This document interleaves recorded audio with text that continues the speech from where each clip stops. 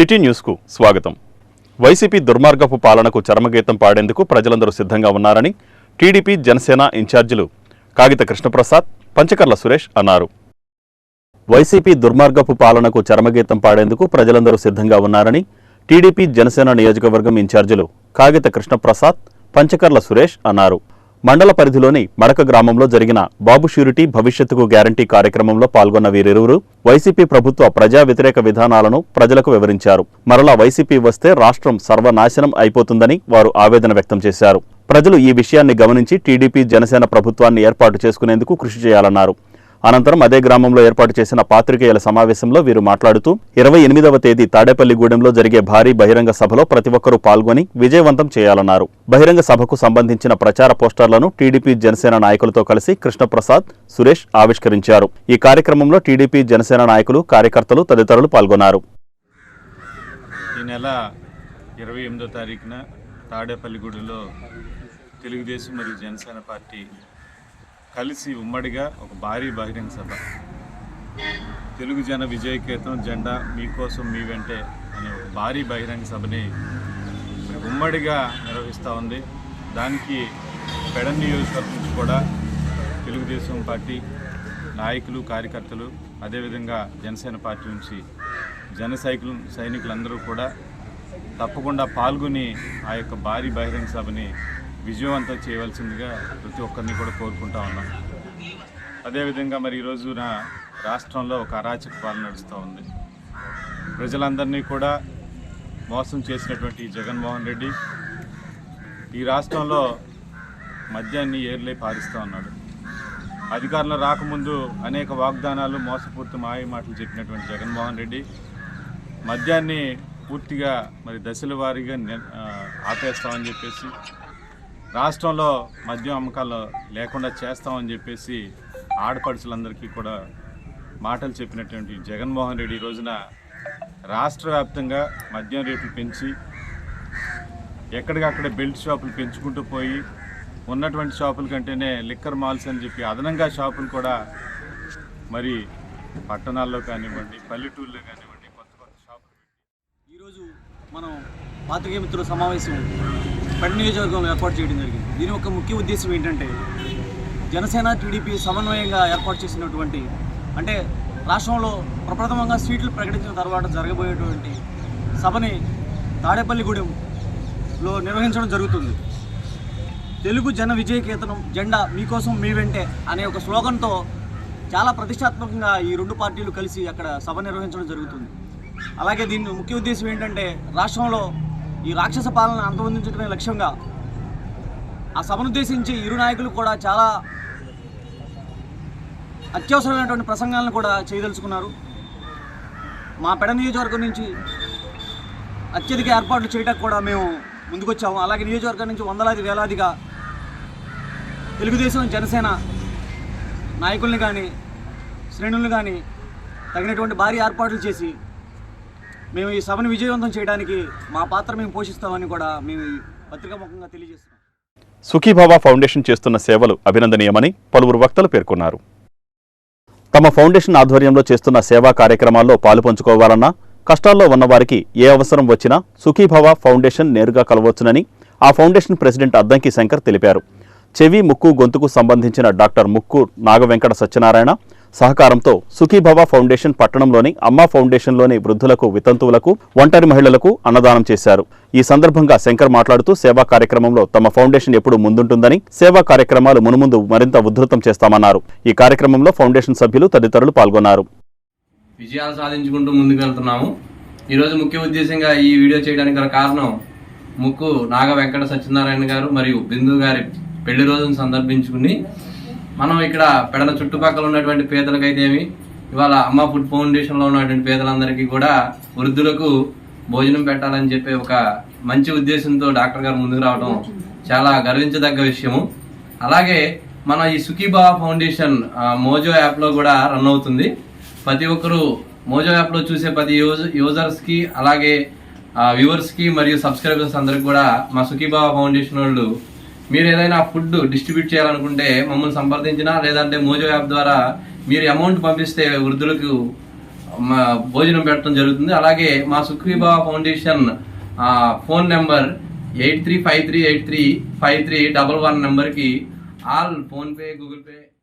ఈ అన్నదాన కార్యక్రమం చేయడానికి ముఖ్య కారణం ఏంటంటే మన ముక్కు నాగ వెంకట సత్యనారాయణ, ఆయన ఈఎన్టీ డాక్టర్ గారు, చెవి ముక్కు గొంతు మెడ సంబంధించిన డాక్టర్ గారు, మరియు వాళ్ళ సతీమణి అయిన బిందు వారి పెళ్లి రోజు సందర్భంగా ఈరోజు పెడంలో అమ్మ ఫుడ్ ఆశ్రమంలో ఈ అన్నదాన కార్యక్రమం నిర్వహించడం జరిగింది. ఈ కార్యక్రమానికి ముఖ్యంగా ఆయన ఇలా ముందుకు వచ్చి మీ అందరి సమక్షంలో పెళ్లి రోజు జరుపుకోవాలన్న కోరిక ఉండడం చాలా గొప్ప విషయం. అందుకు గాను మా సుఖీభావ ఫౌండేషన్ తరఫున ఆయనకి అభినందనలు తెలియజేసుకుంటున్నాను. ఇలాగే డాక్టర్ గారు లాంటి వాళ్ళు ఇంకా పారిశ్రామికవేత్తలు ఇంకా అనేక మంది ఉన్నారు. ఆకలితో ఇబ్బంది పడుతున్న ప్రతి ఒక్కరికి కూడా వారు ముందుకు వచ్చి ఈ అన్నదాన కార్యక్రమం చేస్తే వారు హ్యాపీగా మీ పేరు చెప్పుకుని ఆ రోజు భోజనం చేయడం జరుగుతుంది. పెడన మున్సిపల్ కమిషనర్ మహేంద్ర మృతి చాలా బాధాకరమని మున్సిపల్ చైర్పర్సన్ కటకం నాగకుమారి అన్నారు. పెడన మున్సిపల్ కమిషనర్ మహేంద్ర మృతి చాలా బాధాకరమని మున్సిపల్ చైర్పర్సన్ కటకం నాగకుమారి అన్నారు. పట్టణంలోని మున్సిపల్ కార్యాలయంలో ఏర్పాటు చేసిన సంతాప సభలో మహేంద్ర చిత్రపటానికి చైర్పర్సన్ నాగకుమారితో పాటు కౌన్సిలర్లు, అధికారులు, ప్రజాప్రతినిధులు పూలమాలలు వేసి నివాళులర్పించారు. కమిషనర్ మహేంద్ర విధుల పట్ల అంకితభావంతో పనిచేసి అందరి మన్ననలు పొందారని పలువురు పేర్కొన్నారు. ఈ కార్యక్రమంలో వైస్ చైర్మన్ ఎండి కాజా, పలు వార్డుల కౌన్సిలర్లు, ఇన్ఛార్జి కమిషనర్ యేసుబాబు, కార్యాలయ సిబ్బంది తదితరులు పాల్గొన్నారు.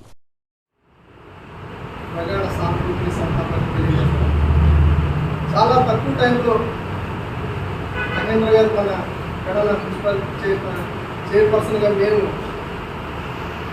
జూన్ 13వ తారీఖున ప్రమాణ స్వీకారం చేసిన తర్వాత ఆయనతో ఎక్కువ సత్సంబంధాలు నాకు ఉన్నటువంటి సందర్భం. అంటే సుమారుగా ఒక 6-7 నెలలు ఆయనతో కలిసి నేను పనిచేయడం జరిగింది. అందులో 2 నెలలు నేను ఆరోగ్యరీత్యా సిద్ధం, అలాగే ఆయన కూడా ఆరోగ్యరీత్యా హాస్పిటల్లో జాయిన్ అయిన సందర్భంగా తక్కువ కాలంలో పనిచేసినప్పటికీ ఎక్కువ గుర్తుండిపోయేటట్టుగా ఆయన ఈ పెడ మున్సిపాలిటీకి కానీ ఆయన సర్వీస్ అంతటి కూడా ప్రజాసేవకే ఎక్కువగా ఉపయోగించాడనుకోవడం సందేహం లేదు. ఎందుకంటే ఏదైనా ఒక సమస్య ఉందంటే పరిష్కార దిశగా ఆలోచించే వ్యక్తి. అనేక సమస్యలతో ఉన్నటువంటి పెడ మున్సిపాలిటీని మనం ఏ రకంగా దీన్ని ముందుకెళ్ళాలి. కమిషనర్ గారిని కోల్పోయినందుకు చాలా బాధాకరంగా ఉంది. ఎందుకంటే ఆయన ఏదైనా పని చేయాలి అంటే ఎప్పుడు మేము ఏదైనా అడిగినా మా దృష్టిలో మేము ఇలా సమస్య ఉందండి అని ఫోన్ చేసినా తిరిగి రెస్పాండ్ అయ్యేవాడు. ఆ గుణం ఆయన దగ్గర బాగా మాకు నచ్చింది. అలాంటి మంచి వ్యక్తిని ఈరోజు కోల్పోవడం అనేది చాలా బాధ అనిపిస్తుంది. అలాగే ఈ మున్సిపాలిటీకి గత కమిషనర్ గారి కన్నా కూడా మెరుగైన సేవలు అందించాలని ఆయన చాలా విధి విధానాలు చెప్పారు మాతో. ఒకసారి కలిసినప్పుడు మేడం గారు, మేము మా జీతం అంటే ఏదో విధంగా వస్తుందండి, వాళ్ళకి జీతాలు ఇవ్వడానికి కూడా డబ్బు లేని పరిస్థితి అండి, కానీ ఏదో విధంగా నేను జీతాలకు మాత్రం వాళ్ళ జీతాలు నేను ఆపుకోకుండా వాళ్ళకి అందించాలి అని చెప్పేసి నేను చూస్తున్నాను. ఇలా ఉందండి పరిస్థితి అని చెప్పేసి ముందు కింద ఉన్న ఉద్యోగస్తుల జీతాల గురించి మరి సుందరం గారు ఇందాక చెప్పగానే నాకు అదే విషయం గుర్తొచ్చింది. నా దగ్గర కూడా ప్రస్తావించి ఆయన బీజేపీ నాయకుడు పాలూరి శ్రీనివాసరావు మృతి పట్ల పార్టీ నాయకులు సంతాపం వ్యక్తం చేశారు. బీజేపీ నాయకుడు పాలూరి శ్రీనివాసరావు మృతి పట్ల పార్టీ నాయకులు ప్రగాఢ సంతాపం వ్యక్తం చేశారు. బీజేపీ రాష్ట్ర కార్యాలయం కార్యదర్శిగా సేవలందిస్తున్న ఆర్ఎస్ఎస్ జ్యేష్ఠ కార్యకర్త బీజేపీ సీనియర్ నాయకుడు పాలూరి శ్రీనివాసరావు గుండెపోటుతో మృతి చెందడం దిగ్భ్రాంతికి గురిచేసిందని బీజేపీ నాయకులు పేర్కొన్నారు. ఈ సందర్భంగా బీజేపీ పార్లమెంటు కార్యాలయంలో జరిగిన కార్యక్రమంలో ఆయన చిత్రపటానికి పూలమాలలు వేసి పలువురు ఘన నివాళులర్పించారు. బీజేపీ రాష్ట్ర కార్యవర్గ సభ్యుడు పంతం వెంకట గజేంద్రరావు మాట్లాడుతూ, ఎంతో నిబద్ధత కలిగిన నాయకుడిగా అందరి హృదయాల్లో మంచి స్థానం సంపాదించుకున్న పాలూరి గత 10 సంవత్సరాల నుండి రాష్ట్ర కార్యాలయంలో పనిచేస్తూ మచ్చలేని మహానాయకుడిగా పేరు పొందారన్నారు. ఆయన లేని లోటు రాష్ట్ర పార్టీకి తీరని లోటని గజేంద్రరావు అన్నారు. ఈ కార్యక్రమంలో జిల్లా నాయకులు నాగలింగం అయోధ్య రామచంద్రరావు, చలమలశెట్టి రామకృష్ణ, వీరమల్లు, అంజనాదేవి, కంచర్లపల్లి వెంకటరామారావు, ధూళిపాళ శ్రీరామచంద్రమూర్తి, అరిసే శ్రీహరిబాబు, వనంరెడ్డి ప్రసన్నకుమార్ తదితరులు పాల్గొన్నారు. భారతీయ జనతా పార్టీ రాష్ట్ర కార్యాలయం కార్యదర్శిగా పనిచేస్తూ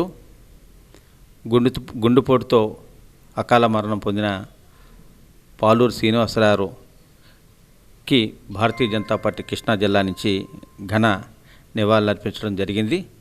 ఆయన బాల్య స్వయం సేవకుగా ఆర్ఎస్ఎస్లో అనేక రకాలైనటువంటి బాధ్యతలు నిర్వహించి మరి నిబద్ధత కలిగిన వ్యక్తిగా ఆయన్ని మరి రాష్ట్ర పార్టీకి అప్పచెప్పడం, రాష్ట్ర పార్టీ కార్యాలయం కార్యదర్శిగా పనిచేస్తూ చక్కటి కోఆర్డినేషన్తో రాష్ట్ర పార్టీకి అలాగే ఉండేటువంటి రాష్ట్రం ఉండేటువంటి ప్రతి నియోజకవర్గం ఉండేటువంటి వ్యక్తులతో మంచి సత్సంబంధం కొనసాగిస్తూ మరి పార్టీని ముందుకు తీసుకెళ్లే దిశలో చాలా కీలకమైన పాత్ర పోషించిన వ్యక్తి పాలూరు శ్రీనివాసరావు.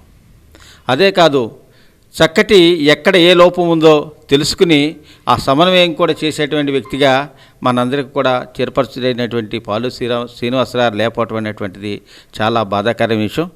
మరి వారికి ఆ భగవంతుడు గ్రామాభివృద్ధి కొనసాగాలంటే వైసీపీ మరోసారి అధికారం చేపట్టాలని మచిలీపట్నం నియోజకవర్గ ఇన్ఛార్జి పేర్ని కిట్టు పేర్కొన్నారు. గ్రామాభివృద్ధి కొనసాగాలంటే వైసీపీ మరోసారి అధికారం చేపట్టాలని పార్టీ మచిలీపట్నం నియోజకవర్గ ఇన్ఛార్జి పేర్ని కిట్టు పేర్కొన్నారు. మచిలీపట్నం నియోజకవర్గంలోని ఎస్ఎన్ గొల్లపాలెం, సీతారామపురంలో గడప గడపకు మన ప్రభుత్వం నిధులు, జెడ్పీ గ్రాంట్లతో పలు సిమెంట్ రోడ్లు, ర్యాంపుల నిర్మాణానికి పనులను వైసీపీ నియోజకవర్గ ఇన్ఛార్జి పేర్ని కిట్టు ప్రారంభించారు. ఈ సందర్భంగా ఆయన మాట్లాడుతూ సంక్షేమంతో పాటు అభివృద్ధిని చేస్తూ ప్రజల వద్ద మెప్పు పొందుతున్న వైఎస్ఆర్సీపీని ఎదుర్కోలేక ప్రతిపక్షాలు మూకుమ్మడిగా వస్తున్నాయని, రానున్న ఎన్నికలు పేదలకు పెత్తందారులకు మధ్య జరిగే యుద్ధం లాంటిదన్నారు. బూటకపు వాగ్దానాలతో వస్తున్న టీడీపీ నాయకులకు రానున్న ఎన్నికలలో బుద్ధి చెప్పాలన్నారు. ఈ కార్యక్రమాలలో జేసీఎస్ కన్వీనర్ వాలిశెట్టి రవిశంకర్, ఇన్ఛార్జీలు నాంచారయ్య, సీతారాంపురం సర్పంచ్ కోట్లింగం, వైఎస్ఆర్సీపీ నాయకులు, కార్యకర్తలు, గ్రామస్తులు పాల్గొన్నారు. విభిన్న ప్రతిభావంతులైన విద్యార్థులకు జాయింట్ కలెక్టర్ గీతాంజలి శర్మ ల్యాప్టాప్లను ఉచితంగా పంపిణీ చేశారు. విభిన్న ప్రతిభావంతులైన విద్యార్థులకు జాయింట్ కలెక్టర్ గీతాంజలి శర్మ ల్యాప్టాప్లను ఉచితంగా పంపిణీ చేశారు. కలెక్టరేట్లోని స్పందన సమావేశ మందిరంలో స్పందన కార్యక్రమానంతరం ప్రభుత్వం తరపున విద్యార్థులకు 1.05 లక్షల విలువైన ల్యాప్టాప్లను అందించారు. ఆంధ్ర లయోలా కళాశాలలో ఎంబీఏ విద్యను అభ్యసిస్తున్న దాసి సుమంత్, బీఎస్సీ విద్యార్థిని చిన్నాల మేఘన, అదేవిధంగా మడోనా కళాశాలలో చదువుతున్న గోడవల్లి రవితేజకు ఒక్కొక్కరికి 35,000 రూపాయలు విలువ చేసే ల్యాప్టాప్లను విభిన్న ప్రతిభావంతులు, వయోవృద్ధుల సహాయ సంస్థ కృష్ణా జిల్లా వారి ఆధ్వర్యంలో 3 విద్యార్థులకు అందజేశారు. ఈ కార్యక్రమంలో జిల్లా రెవెన్యూ అధికారి కె చంద్రశేఖరరావుతో పాటు పలువురు అధికారులు పాల్గొన్నారు. ఈ వార్తలు ఇంతటితో సమాప్తం. నమస్కారం.